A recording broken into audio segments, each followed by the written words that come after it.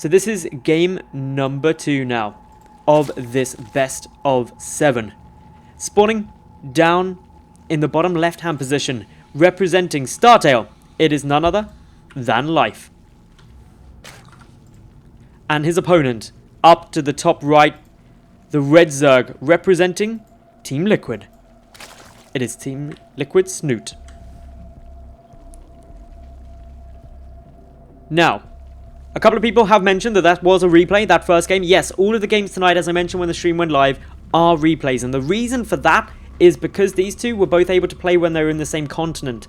And therefore, we said, okay, play it out together when you've got no time zone problems or things like that. And then what we're going to do is make sure no one sees the replays, no one knows the results. I don't. There's 7 games. They've all been hidden. So basically, I can only see one game at a time. They're all hidden in folders, so there's no way I can see without purposefully going to look how many games are or anything like that. So it's as good as we can get to it being completely unknown. The only people who know the results of this series are Snute, Life, and the sponsor who paid the winner. That is all. Anyway, back to this game. We've got Snute this time opening up with an extractor first. So he took a lot of damage early on game 1 from an early pull from Life. And Life has gone for that yet again.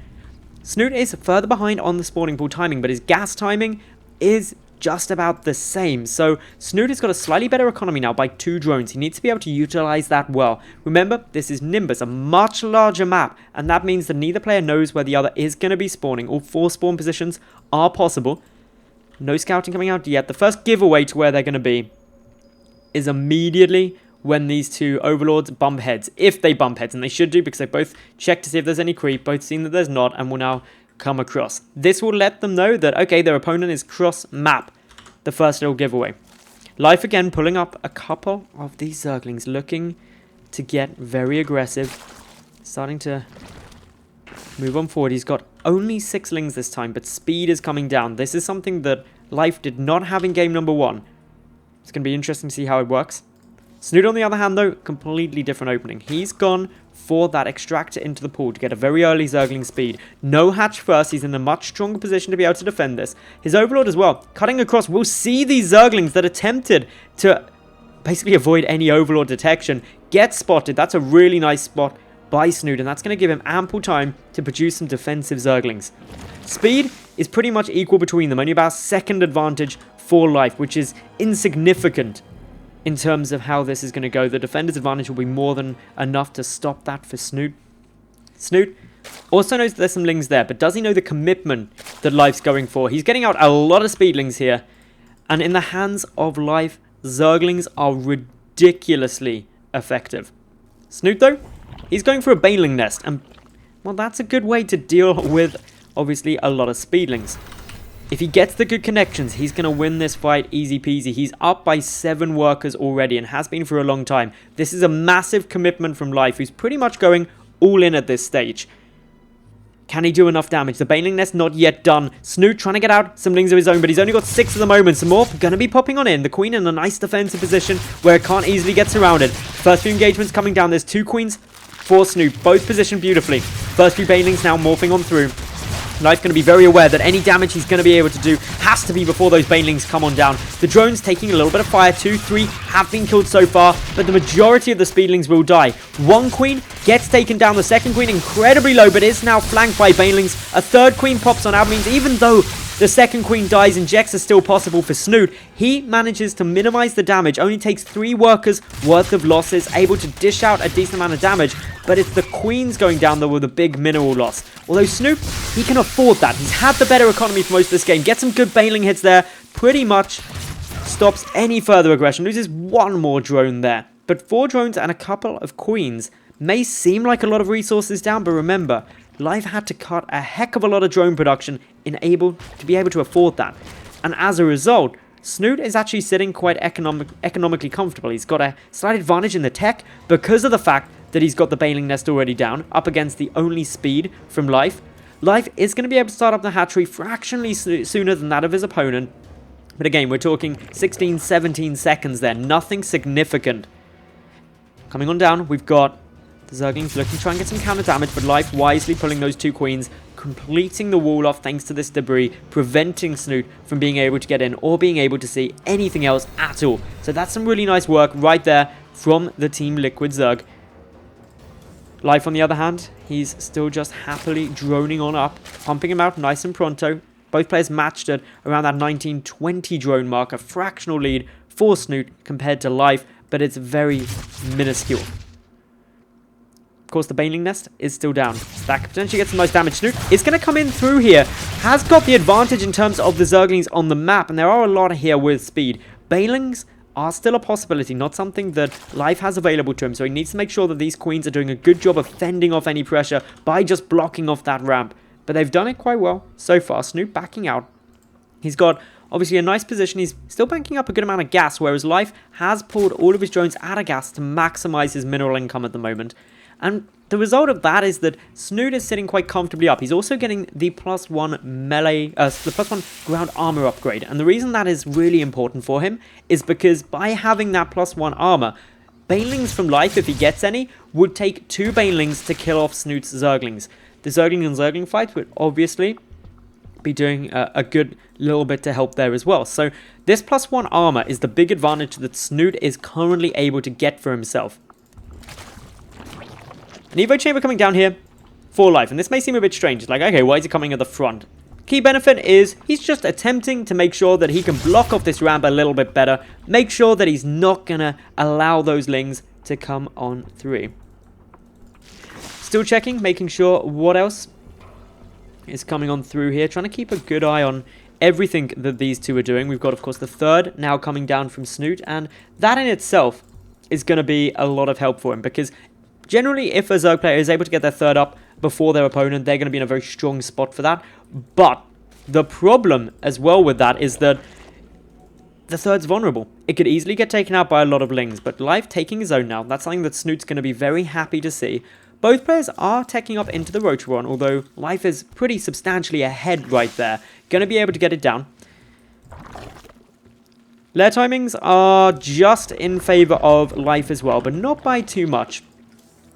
Now, because they've both gone into Roaches, it causes a slight problem with this +1 Carapace upgrade.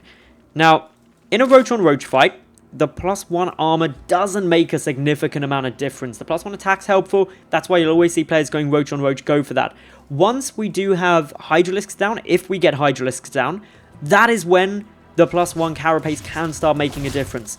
But Snute, going to be slightly at a disadvantage in terms of those upgrades, but does have obviously the +1 Carapace done, and it will make a small amount of difference, especially with Speedlings out on the field, which are being used quite extensively by Snute at the moment. Roach speed is pretty much neck and neck actually, despite the Roach Warren and Lair being done fractionally sooner for Life, and that's obviously going to be nice for Snute. He's minimized some of the disadvantage that he got from being later on those structures, and so with this scout coming in, Snute's going to be pretty happy seeing that, okay, well, I was ahead on my third base timing. I know that I should be sitting in quite a nice spot economically. And definitely, he is.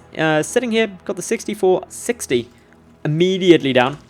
So a small little drone lead, just 5 of them, but he's had a consistent drone lead for a lot of this game, especially in the early game when Life committed heavily to that Speedling play.